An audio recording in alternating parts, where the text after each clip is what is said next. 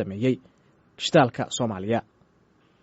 Waa muxtaamad baaritaanka shidaalka Soomaaliya waxay ku bilowday intay Soomaaliya xubnimada qaaday sanadkii 2000 la bilaabay. waxaa bilowday shirkad loo yaqaano Sinclair oo Mareykan ah. waxay ka bilowday dhulka Soomaaliya min waqooyi ilaa koonfur. inta badan way baartay. baaritaanadii la sameeyey waxaa la sameeyey test ilaa qaarkood waxaa laga qoray ceelal shidaal oo tijaabo ah. qaarkood waxay noqdeen iska daraa, qaar waxay noqdeen waa laga helay shidaal oo rasmi laga helay. daatooyinkii la helayna waxaa lagu howlgeliyey waqtigii xilligii researcher ay jirtay shirkado waaweyn oo u badan Mareykan iyo reer galbeed oo loo qoonteeyey inay qaataan dalalka dhulka Soomaaliya. qaarkoodna waxay heleen shidaal ganacsi geli kara. burburkii kadib markii Soomaaliya ay burburka ka dhacay dhammaantood shirkadii waaweynaa waxay uga baxeen waxa loo yaqaano force majeure ilaa hadda way ku maqan yihiin.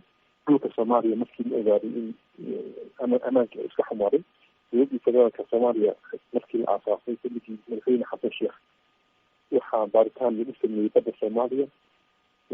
badda Soomaaliya waxaa laba shirkadood baa baartay. labada shirkadood baa baartayna waxaa lagu ogaaday in qayb kamid ah badda Soomaaliya laga soo bilaabo Kismaayo ama Jubbaland ilaa iyo Hobyo Galmudug la baaray. baaritaankii la sameeyey waxaa lagu ogaaday in kayd balaaran oo shidaal Soomaaliya in laga helay. waa la heli karaa kayd, laakiin waxaa lagu burbureynaa markii la qodo oo lasoo saaray. ilaa hadda wuxuu joogaa macluumaad, laakiin lama soo taabano, lama dhihin shirkad hebelaa la siiyey shidaal laga helay Soomaaliya.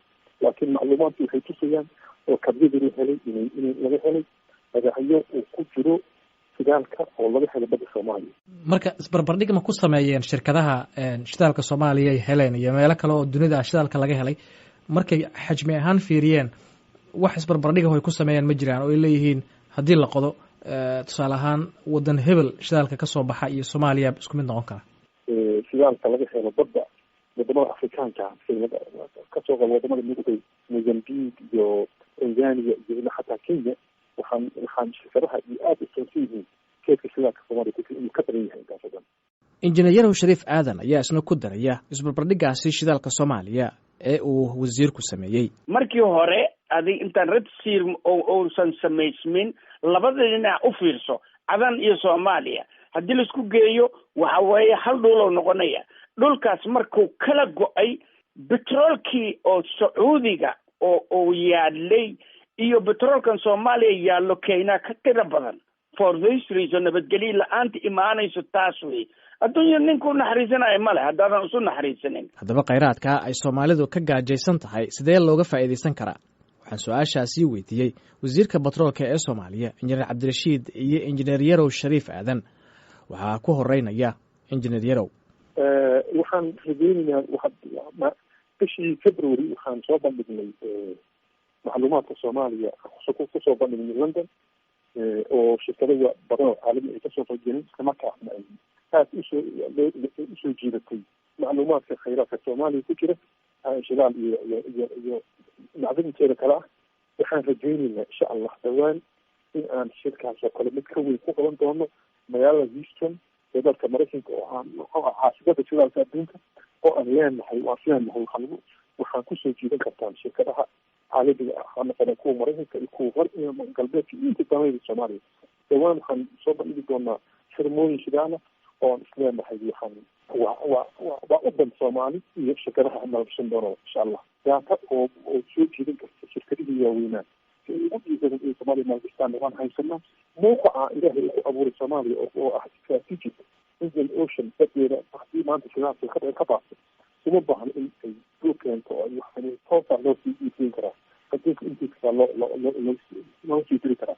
meeshaas waxaan isleeyahay in la yidhaahdo in ummadda Soomaaliyeed ay ka faa'iidi doonto oo usan khasaare ku noqon doonto dib ku keeni doono sida qaarkood loogana bixi doono saboolnimada ummadda Soomaaliya muddo dheer haysata. marka raadiskaasi niman la helo aqoon-yahano oo encourage lagu sameeyo diyaarado hala soo ijaaro shirkado waa la yaqaana shirkadaha badanaa waxay joogaan South Africa ay joogaan badanaa waxay joogaan maaragtay Mareykan ay joogaan laakiin Afrikaan ahaan shirkadaha maaragtay macdinta ay baaraan waxa ugu badan dadkan South Africa jooga wey raga loo baahan yahay ma macdana yaala ma sheekadaas ma kolley aniga maaragtay kolley waxaan kala talin lahaa wadanka qani waaye mustaqbal fiican uu leeyahay Soomaalidina ma badna laakiin tiradooda aday u yartahay wayna isfahmaan cadaalad la hela sinaan la hela haddii taa la waayo macdan lama helayo sida aqoon-yahanka ay sheegeen inkastoo ay Soomaaliya caqabado hor yaalaan muddo 30 sano ku dhow haddana waxay leedahay kheyraad ay dunida u yaboohi karto haddii maskax iyo muruq ay dadkeedu isugu geeyaan nabadgelyadana laga shaqeeyo